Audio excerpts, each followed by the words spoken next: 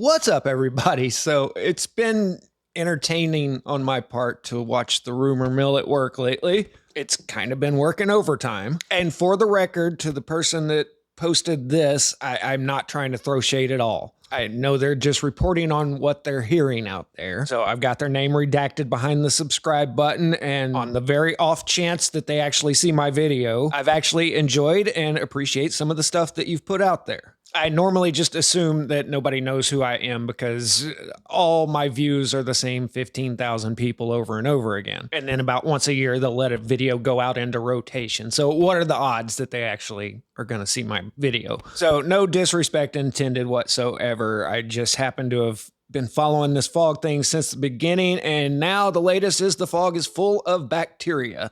Serratia marcescens, which just happens to be the same bacteria used in the 1950s Operation Sea Spray, which we'll get to in a minute. But the fog is full of bacteria. It is as I feared. It all coincides with the new viruses and plagas since Jupiter lined up with Saturn. I fear we are seeing precisely why alignments of the planets have always been feared and respected. They leave the way open for entry of interplanetary viruses and other pathogens being hooked into the orbit of the sun, but not the orbits of Saturn or Jupiter, which seem to mop them up. Evidence, Hoyle noticed that E. coli is the same diameter as interstellar dust. Now, the idea of viruses coming from the sky is actually a theory that I can support. And I have wondered / speculated if the Black D didn't fall down from the sky. But I'm not getting into all that right now. Let's follow this link. So now, samples from the thick, unusual fog that many states had experienced were taken to a lab for testing. Just for the record, I haven't found anything that was unusual about the fog, other than the fact that people were all of a sudden paying attention to fog, claiming it was everywhere all at once, which it wasn't, and then a handful of people saying that they were having effects from this. But just by comparison, with the loud booms being heard, here's somebody in Lehigh, which is a suburb of Salt Lake City, saying they heard loud booms. And then two other people here saying, hey, I'm in Salt Lake City, I heard loud booms. So if a whole city full of people were being affected by this fog in that way, then I'd expect to see the same thing. And it wasn't that. It was just a handful of people that really came off as having hypochondrial tendencies from random locations. But now somebody's tested it and they found it was saturated with Serratia marcescens bacteria, also considered a parasite. This act of releasing these on society is considered biowa. Isn't it strange that large amounts of people have been ill the last week? In January, during cold and flu season, I just had a cold last week, and I don't get them very often. That's the first one in 5-6 years, but it's because I showed up to work on this woman's kitchen and she said she had a cold, and if all the furniture hadn't been moved out of the way already, I would have told her I'd be back the next week. Anyway, samples from the fog taken in Naples, Florida. The test results indicate the fog contains Serratia. Oh, it's even got a sample ID number. It's official. Thank you. Like I stated days ago, the chemical fog is saturated with trillions of parasites. So now you have it, friends. They dump millions of tons of biowa on us again. So forgive me if I sound skeptical or incredulous about this, but let's spin this rumor mill wheel back about a week. I still got the original screenshot here, January 1st, 8:40 a.m. In 1950, the U.S. conducted a covert biowa test codenamed Operation Sea Spray off the coast of San Francisco. The experiment aimed to assess the vulnerability of a major city to a terror attack. Between September 20th and 27th, 1950, a U.S. Navy minesweeper sprayed Serratia marcescens into the air about 2 miles off the coast. The bacteria were thought to be harmless at the time. So, what are the odds that somebody actually tested this and found the exact same thing? But let's keep going here. The bacteria quickly spread throughout the city, infecting millions of people, including residents and commuters. They took samples at 43 sites to track its spread, finding it had infested not only San Francisco, but the surrounding suburbs. The test demonstrated that a city with San Francisco's size and topography could be susceptible to threats. Look, honestly, I would be more concerned about this if they had never considered this as a threat. That's actually their job to say, hey, what if somebody did this?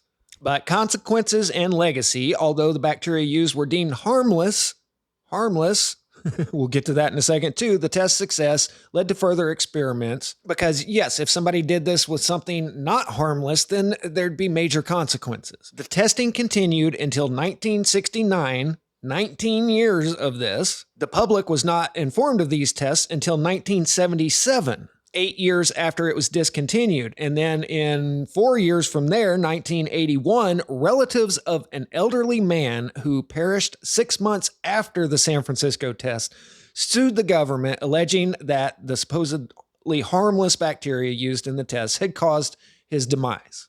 So millions of people were exposed to this, and one elderly man expired 6 months after the test, and his family decided to sue. Because no one has ever filed a frivolous lawsuit, especially against big money Uncle Sam. So I find it odd that they did this back in the 1950s and millions of people were exposed to this and only one elderly man had any effects. But now they've done it again, and this time it's making people sick.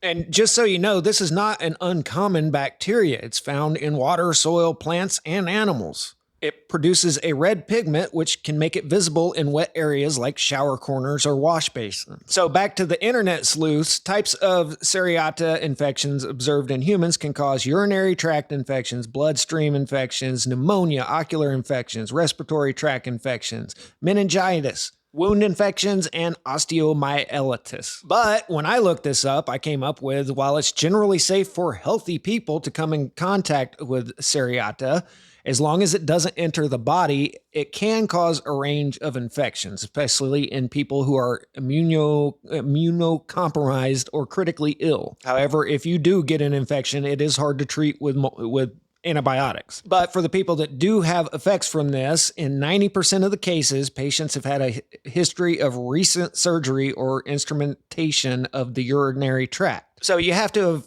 had to do something to get this into your bloodstream, not just breathing it in. And it's not uncommon for this to be around. Gwinnett County Water Resources Laboratory, which is in Georgia, gets several calls a year about a slimy pink substance that sometimes forms in moist areas around the house. Most frequently observed in toilet bowls, surfaces of shower stalls, and bathtub enclosures, tiles, etc., wet areas. These airborne bacteria can come from any number of naturally occurring sources, especially unchlorinated water due to home water filtration. Serratia has appeared more and more frequently in homes which remove the chlorine and anywhere you've got stagnant water. Now look, this may not have been the case prior to 1950s and them spraying this everywhere. I don't know. This genus was once known as a harmless organism that produced characteristic red pigment. However, more recently, it has been found to be pathogenic to a small percentage of people, having been identified as a cause of urinary tract infections, wound infections, and pneumonia in hospital environments, which is the nastiest environment in the world. Don't go to those places.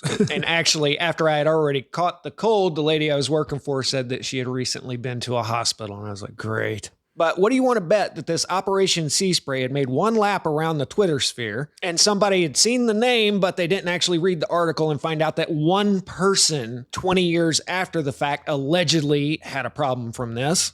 And they just said, well, yeah, I tested this and it's Serratia. The exact same thing they tried to off us with back in the 50s. Or do you think somebody actually tested the fog, and I'd be real curious about their methodology, and found all this stuff floating around in the air that makes it look like it's snowing, is in fact Serratia. That is 0.5 to 0.8 micrometers. A micrometer is 1/1,000,000th of a meter, where a human hair is about 70 micrometers. So it's invisible to the naked eye. And they released enough of this to fog up the entire world. Sorry, but I'm going with somebody heard about this Operation Sea Spray, didn't read the whole article, and then said, yeah, that's it. But hey, it's been entertaining to watch. Can't wait to see what the big thing is next week. Hope you guys enjoyed it. I'll catch you on the next one. Static out.